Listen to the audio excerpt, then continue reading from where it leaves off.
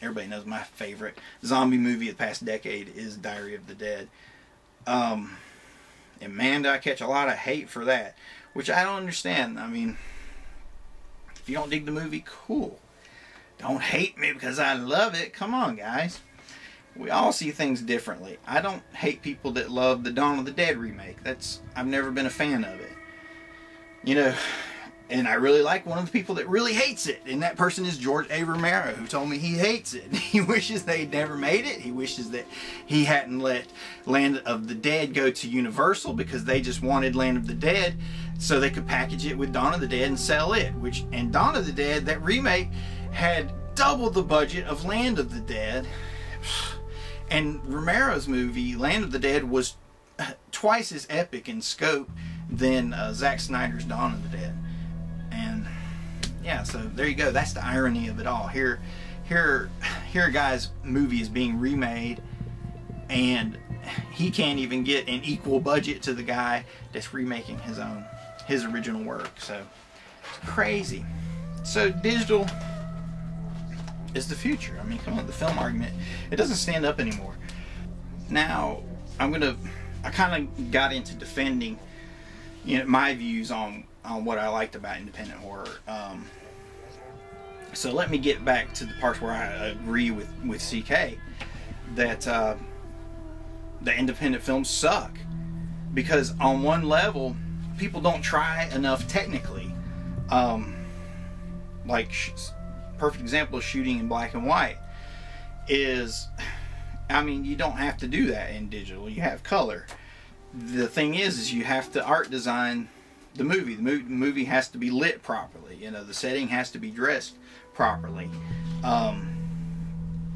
You can't crap out on that, and so many independent films do. They don't take that into account, and that's one of the huge problems with independent horror, is they don't take enough time to learn or practice the technical aspects of filmmaking. And yeah, it's very, very important.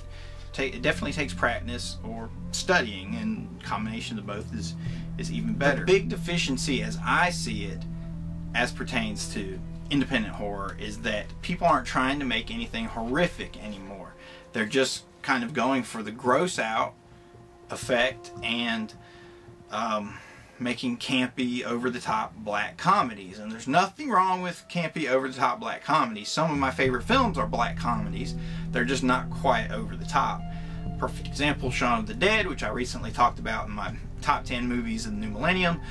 Also, the all-time classic Return of the Living Dead, which I've mentioned several times. Totally awesome black comedies, both the zombie movies as well, in addition to being black comedies. But those are really smartly written films, well-made films. So very, very different than a lot of these movies that are very over the top. The way I feel about it is, a lot of these movies, they just give me the feel that they're like a trauma movie. No offense to Lloyd Kaufman if he sees this for some reason. But he'll know what I mean. I mean, when you watch a trauma movie, it's almost like Kaufman is an auteur. if one ascribes to that French philosophy or whatever it is on filmmaking, of auteurship. But because when you see a trauma movie, you know it's a trauma movie. You have these over-the-top characters, this gross-out gore, you know, as far as it can go.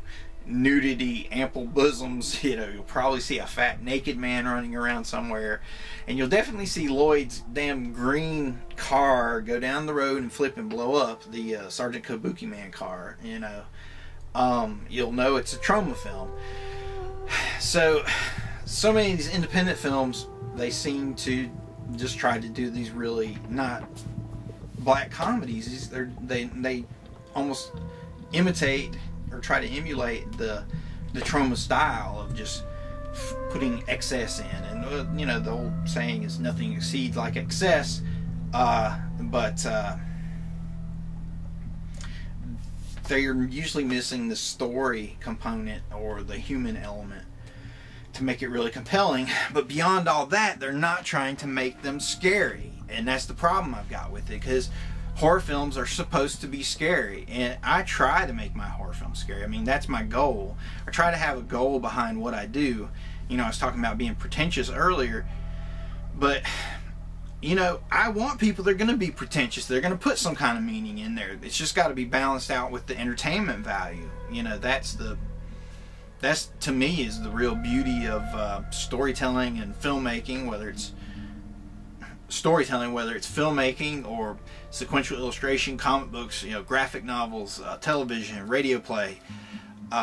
Find that balance between the two, where there has some kind of meaning and inspiration behind it all, or just emotion to it. I mean, just making an audience really feel something, feel a real emotion while they're there trapped in the theater for that 90 minutes. That's what every filmmaker wants. And with a horror film, one wants them to be scary. So if you can just generate that emotion, you can get anything. That's what you want. That's what you really want. So I don't know, the over-the-top comedies, there's already a trauma out there, guys. You know, Lloyd Kaufman is already doing it. Let's try to be scary. I mean, that's where the foundation of modern horror came from, was from guys that were really trying to make scary ass horror films. You can go all the way back to the Universal horror films. Dracula, Frankenstein, the Wolfman, the Creature from the Black Lagoon. I used to watch those movies, I think it was Friday night, like at midnight. Yeah, I was a kid when they would come on. They were in black and white because they had to be in black and white, okay? They weren't just trying to avoid cinematography.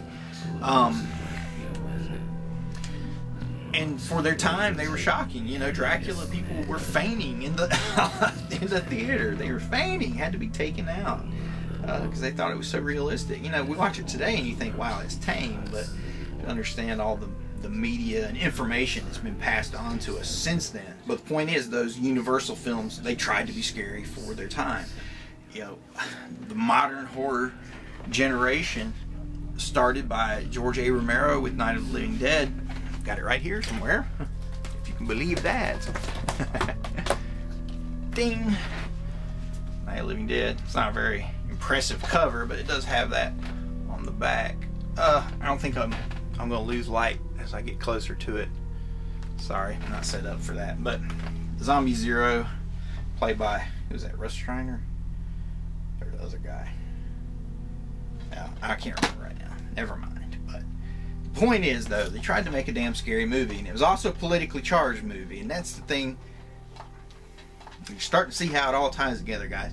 George Romero, it's politically charged, it's scary. Find the balance. The same thing, Dawn of the Dead. Boom, George Romero version. And yeah, wow, I've got the cheapest copy of that too. I want the ultimate set where it's 3 of them, but now since the Blu-ray's out, I'll probably just score the Blu-ray. Yeah, again, politically charged. This was his comment on his satire on consumerism.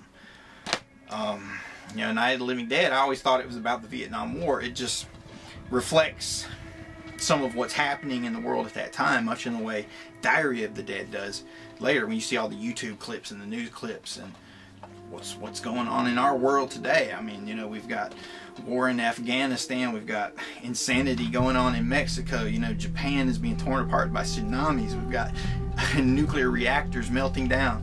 All these things are reflected, and the story behind it all, the meaning behind it all, Romero said, was if we could just get along, we'd have the answers to everything we need.